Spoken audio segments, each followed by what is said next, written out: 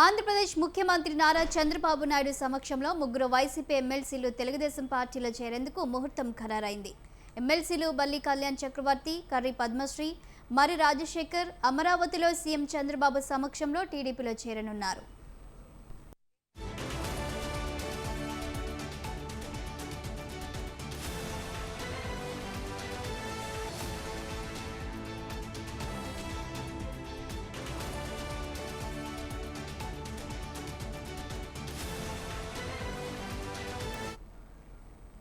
ఈ సందర్భంగా ఈ ముగ్గురికి సీఎం చంద్రబాబు కండువా కప్పి పార్టీలోకి ఆహ్వానించనున్నారు. అయితే ఈ ముగ్గురు ఎమ్మెల్సీలు ఇప్పటికే వైసీపీతో పాటు అనుభవిస్తున్న పదవులకు సైతం రాజీనామా చేశారు. కానీ వీరి ఎమ్మెల్సీ రాజీనామాలపై శాసన మండలి చైర్మన్ ఇంకా ఎటువంటి నిర్ణయం తీసుకోలేదు.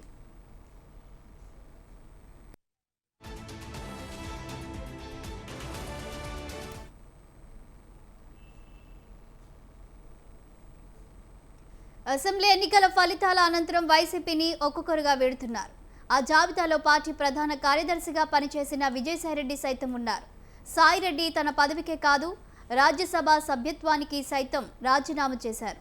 అలాగే వైసీపీ నుంచి రాజ్యసభకు వెళ్లిన పలువురు ఎంపీలు వైసీపీతో పాటు ఆ పదవులకు సైతం గుడ్ బై చెప్పేశారు. ఆ జాబితాలో తాజాగా ఈ ముగ్గురు ఎమ్మెల్సీలు చేరారు. దీనిపై మరింత సమాచారం మా ప్రతినిధి సంతోష్ అందిస్తారు. సంతోష్,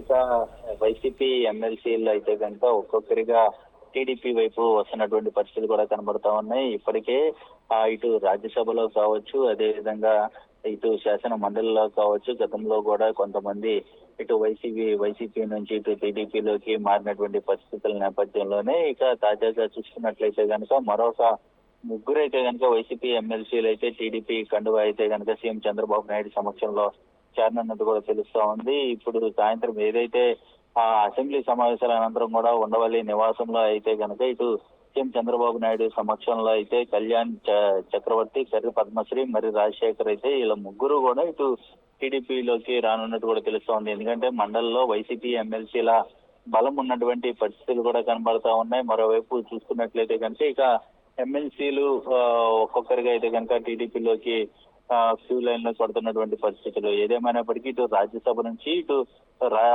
శాసన మండలి వరకు కూడా వైసీపీ విడుతున్నటువంటి పరిస్థితులు కూడా నెలకొన్నాయని కూడా తెలుస్తా ఉంది. అయితే ఇప్పుడు వీరి ముగ్గురు గతంలో కూడా ఇటు వైసీపీ జగన్మోహన్ రెడ్డి అధ్యక్షత అయితే కనుక వచ్చినటువంటి పరిస్థితుల్లో ఇప్పుడు ఉన్నటువంటి రాజకీయ పరిస్థితుల నేపథ్యంలోనే ఇటు ఇప్పటికే వైసీపీకి అదేవిధంగా ఎమ్మెల్సీ పదవులకు కూడా రాజీనామా చేసి ఇప్పుడు చంద్రబాబు సమక్షంలో అయితే కనుక టీడీపీలో అయితే చేరనున్నట్టు కూడా తెలుస్తా ఉంది. వీరికి ఇచ్చినటువంటి హామీల ప్రకారం కూడా ఇక సీఎం చంద్రబాబు నాయుడు ఏ విధమైనటువంటి నిర్ణయం తీసుకోబోతున్నారు అన్న దానిపై అయితే కనుక చూడాల్సిన పరిస్థితి అయితే ఉంది. అయితే సంతోష్, మరి ఎందుకని ఎమ్మెల్సీ పదవులకు రాజీనామా చేసి టీడీపీలోకి వెళ్ళాలనుకుంటున్నారు? ఇప్పుడు ఏదైతే ఇటు రాజకీయ పరిణామాలు చూసుకున్నట్లయితే కనుక వైసీపీకి శాసనసభలో 11 మంది ఎమ్మెల్యేలు ఉన్నప్పటికీ కూడా బలం లేకపోవడంతో పాటు ఇటు ప్రతిపక్ష హోదా కూడా లేకపోవడం జరుగుతూ ఉంది.